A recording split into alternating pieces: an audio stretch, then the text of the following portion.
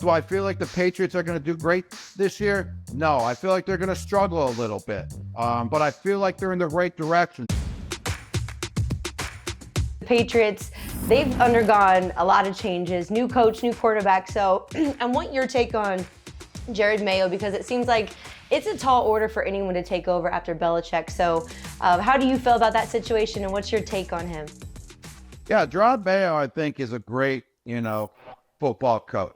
He's a guy that knows the game of football and has knowledge of the game of football. When I was his teammate for about 4 or 5 years, he was a defensive captain on the defensive side of the ball, and he knew where guys needed to be. He knew the game of football like no one else out there on the field. And it wasn't no surprise that it transitioned into the coaching world, because he has the knowledge.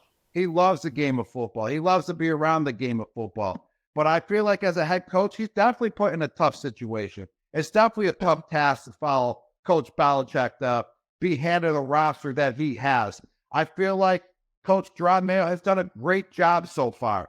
But do I feel like the Patriots are going to do great this year? No, I feel like they're going to struggle a little bit. But I feel like they're in the right direction. They have signed a core amount of players in order to succeed and sustain success in the future. So I see a little struggle this year, but I see them succeeding in about a year or 2 or 3 from now. Right.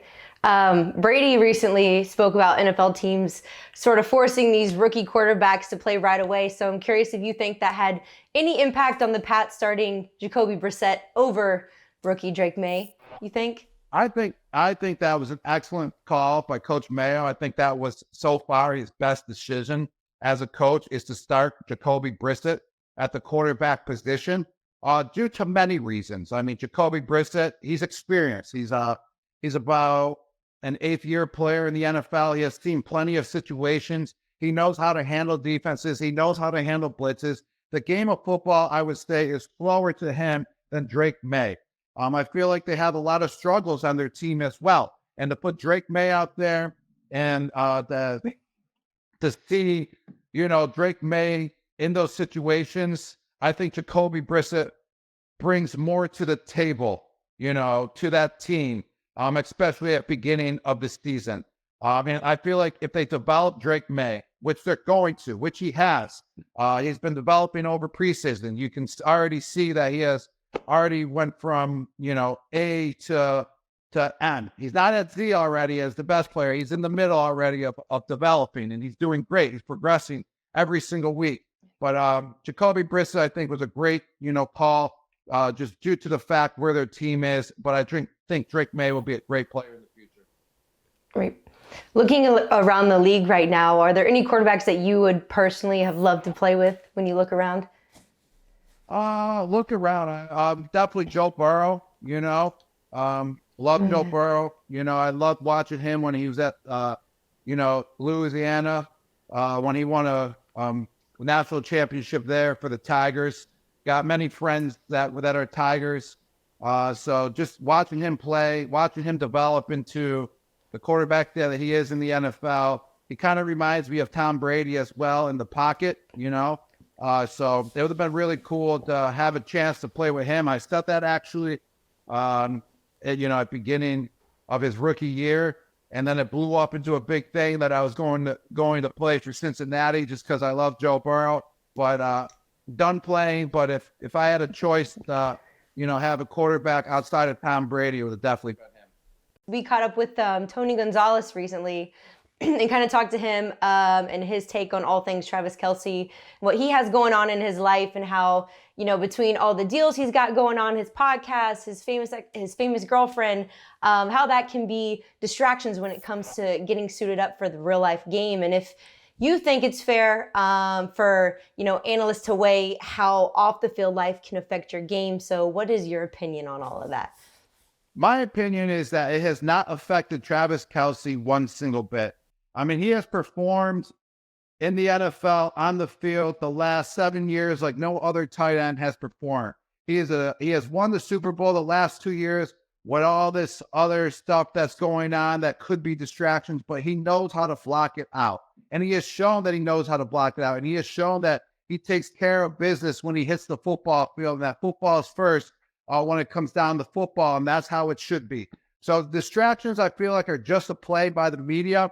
Obviously, he has shown that he can handle everything out there, commercials, podcasts. He knows how to allocate his time very well, and he knows how to take care of business on the football field. So unless otherwise he shows other reasons why this year, which I don't think he will produce once again, I believe. I don't think he'll be distracted at all again this year. I think he'll go out and perform just like the Chiefs always do. Last two questions for you. So I want to dig into the comment you made recently about LeBron in the NFL. I know you think he'd fit in nicely, so I want to ask what other athletes you think would thrive in the league if they had to play in the NFL. Oh, what other athletes? Yes, I think LeBron would have been a great football player, especially at the tight end position. If he just maintained playing, after his high school days, there's no doubt about that. He would have been a beast. I would say another player would be Mookie Betts from the Los Angeles Dodgers. I became a big fan of his when he was with the Boston Red Sox, and then he got traded to the Dodgers. And his skill set in the baseball game is phenomenal, but just him as an athlete overall is just to another level. I've seen him run routes before. He can run routes, like he can actually run them. He can get open. He can make moves. Just a spectacular athlete that has speed, that has quickness, that has hands, that has hand-eye coordination. So I think Mookie Betts would have been a great player on the football field. I like that. Last question for you. Flag football. Now that it's going to be part of the Olympics in 2028, where do you stand on this debate around NFL players and if they should play in LA? I 100% believe that NFL players should play in the flag football Olympics in 2028. It's going to be in summertime. Keeps them in shape of running routes, football shape, which is what it's all about. These NBA players get to go overseas and compete for a gold medal. Why can't a football player compete for a gold medal? That's one of the biggest honors of all times. So I would say if you have the skill set, if you're into it, you should definitely be able to play in the Olympics in 2028 on the flag football team if you're in the NFL. Hey, sports fans, if you want to see more conversations with athletes and stars, check out these videos right here and be sure to subscribe for more from USA Today Sports.